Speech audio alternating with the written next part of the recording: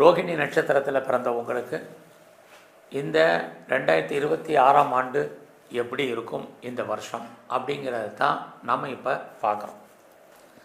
ரோகிணி அப்படின்னா நீங்கள் ரிஷபராசியில் பிறந்தவங்க, உங்களுக்கு தெரியும்.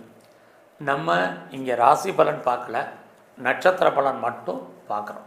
ஸோ யாரெல்லாம் ரோகிணி நட்சத்திரத்தில் பிறந்திருக்கீங்களோ உங்களுக்கான பலன் தான் இது. ஒருவேளை ராசி பலன் வேணுங்கிறவங்க என்னுடைய அபிராமி சேகர் யூடியூப் சேனலில் பாருங்கள். இங்கே ரோகிணி அப்படின்னா நீங்கள் முதல்ல உங்கள் ஞாபகம் வச்சுக்கோங்க, உங்களை பொறுத்த வரைக்கும் நீங்கள் சந்திர பகவானுடைய ஆதிக்கத்தில், அனுகூலத்தில், அனுக்கிரகத்தில் நீங்கள் பிறந்தவங்க. இதை எப்பயும் லைஃப்பில் மறக்காதீங்க. அப்படிப்பட்ட உங்களுக்கு இந்த 2026 வருஷம் எப்படி இருக்குங்கிறத பார்க்குற போது இந்த வருஷத்தில் ஏதாவது கிரக பயிற்சி இருக்கான்னு பார்க்குறோம். ஜூன் முதல் வாரத்தில் குரு பகவான் பயிற்சி ஆகிறார். குரு பகவான் இது வரைக்கும் மிதுன ராசியில் இருப்பார், அதுக்கப்புறம் கடகராசிக்கு வர்றார். அதுலேயும் டிசம்பர் கடைசியில் இந்த வருஷத்தில் ராகு கேது பயிற்சி இருக்குது. ஆக சனி பகவான் மீன ராசியில் கோச்சாரத்தில் சஞ்சரிக்கிறாரு. குரு பகவான் மிதுனம் கடகம் இந்த 2 ராசியில் இருக்கிறாங்க. கோச்சாரத்தில் சிம்மத்தில் கேது, கும்பராசியில் ராகு பகவான் இருக்காங்க.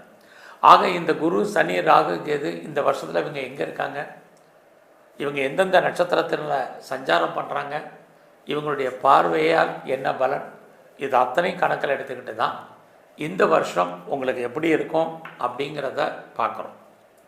முதல்ல இந்த விஷயத்தை பார்க்குறதுக்கு முன்னாடி ஒரு விஷயம் தெரிஞ்சுங்க. நமக்கு எல்லோருக்குமே ஏதாவது ஒரு கிரக நன்மையை செஞ்சால் அது கிரகம் ஏதாவது ஒரு தீமையும் நமக்கு செய்யும். இதே மாதிரி தான் ஏதாவது ஒரு கிரக நன்மையை செஞ்சால் வேறு ஏதாவது ஒரு கிரகம் தீமையை செய்யும். ஆக நம்ம வாழ்க்கை ஏற்ற இறக்கம் உள்ளது தான். அப்படி இருக்கக்கூடிய இந்த கிரகத்தினுடைய தன்மையை வச்சு தான் இந்த பலன்களை நம்ம இப்போ பார்க்குறோம். அப்படி பார்க்குற போது ரோகிணி நட்சத்திரத்தில் பிறந்த உங்களுக்கு இந்த வருஷம் பணப்புழக்கம் ஜூன் வரைக்கும் ரொம்ப ரொம்ப நல்லா இருக்குது. ஜூனுக்கு அப்புறம் இல்லையான்னா அது இன்னும் கூடுதலாகவே உங்களுக்கு இருக்குன்னு சொல்லலாம். ஜூனுக்கு அப்புறம் யாருடைய பணத்தையெல்லாம் நீங்கள் ஹேண்டில் பண்ணணுங்கிற ஒரு இது இல்லாமல் எதிர்பாராத பண வரவு, பொருள் வரவு நமக்கு இருக்குது. ஸோ முதல்ல நமக்கு எல்லாருக்கும் தேவை பணம்.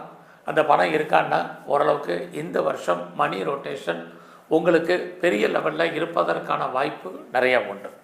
அது மட்டும் இல்லை, யாரெல்லாம் பேச்சை பெருசாக தொழிலாக வச்சிட்ருக்கீங்களோ உங்களுக்கு பேச்சின் மூலமாக வருமானங்கள், சம்பாத்தியங்கள் ஏற்படுங்கிறது நல்லாவே இந்த வருஷம் கிரக ரீதியாக உங்களுக்கு இருக்குது.